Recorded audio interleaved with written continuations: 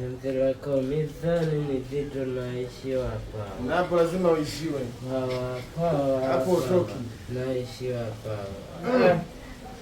Lako mizani ni zito naishiwa hapa. Wewe.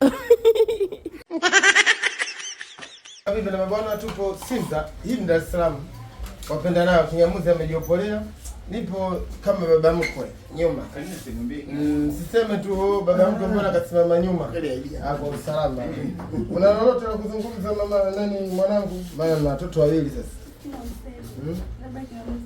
Kinyamuzi una la kuzungumza? Jamani mshabiki. Ni shemeji yenu, mkimwona sehemu msije mkamsimamisha. Mkimwona mtu na huyo mwanamke, mimi nitadili naye ama nitakula naye sahani moja.